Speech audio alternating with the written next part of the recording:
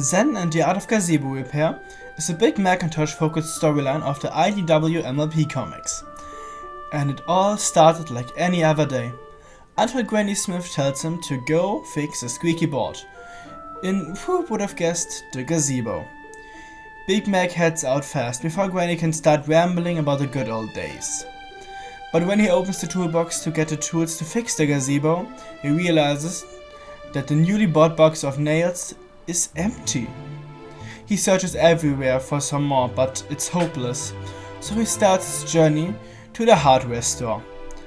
But there is one thing he hasn't accounted for: the Summer Wrap-Up Festival and Hoedown, which he has to get through to get to the store.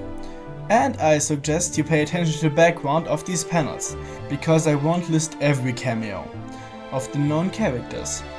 But for this panel you can see Donut Joe and Rose. He wants to start his way through when the CMC suddenly bump into him and immediately want to show him what they prepared for the Fair Craft show. Some kind of firework catapult. They want to set it up for the hoedown, but one of the words to describe the contraption is misheard by Sweetie Belle to be the code word to set it off. Pyrotechnics instead of pirates. This fireball seems to be very destructive. Well, after this is done, he starts to continue his way until he runs into the cakes, who are struggling to keep the twins under control. But when they see Big Mac, they load them off on him, while they deliver their cake. He has some trouble handling them too, but he is in luck. Trixie is holding a puppet show for kids, and there are two fillies that are the pony versions of Michelangelo and Donatello from the Teenage Mutant Ninja Turtles.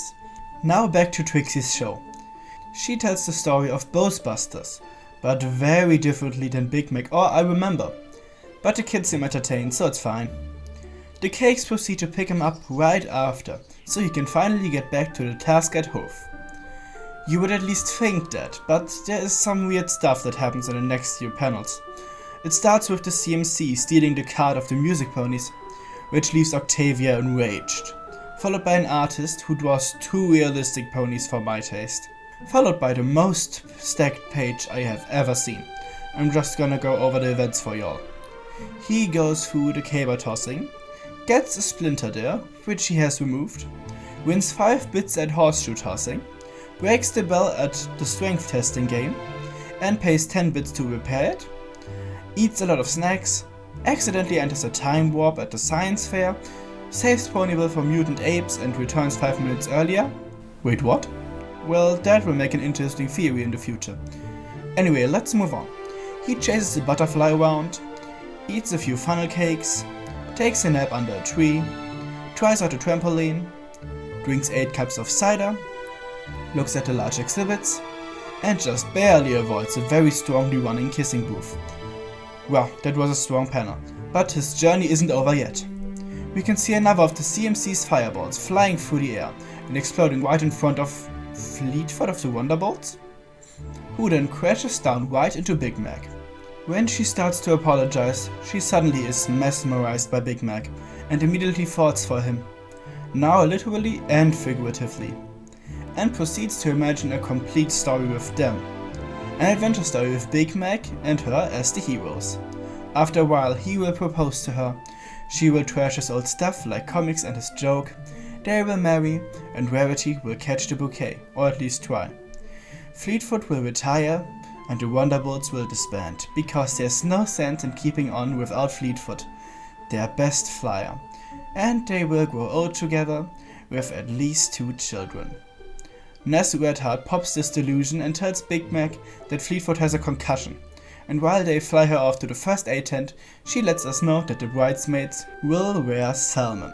Once again he tries to make his way to get the nails, when he gets stopped by Diamond Tiara and Silver Spoon, who offer advice in exchange for 5 bits, and they start making a list on what he needs to change about himself, but he's able to sneak away and meets Bulk Biceps, who offers personal training, but Big Mac can't convince him that he isn't interested. He continues to look for the hardware store, but what he finds is Princess Luna, who immediately chooses him as a partner for the festival's games, because he looks strong, and they're an incredible good team. They win at the race, a tug of war, a cherry pie eating contest, despite Big Mac hating cherry pie, and several more that we only see the trophies of. They get ready for a scavenger hunt, but Big Mac is able to sneak away once again, but not before Luna tells him that she likes him. The next character he meets is Akora, who helps him to finally find the hardware shop. But it seems to have been destroyed by another fireball. But luckily, it has a little sign at the door that tells him that Lagnat, the owner, can be found in the crowd of the festival. The issue ends with Spike once again doing my job for me. He asks, will Big Mac ever find his nails? Will Ponyville defeat our hero? Is this really going to be a two-parter? The answer is yes. Find out how the story plays out in the next issue, and see if he really completes his quest. Anyway, let me know your thoughts about the storyline so far. Consider to like, comment and subscribe if you enjoy my content, and until next time, fellow bronies, brony fellas, and bye.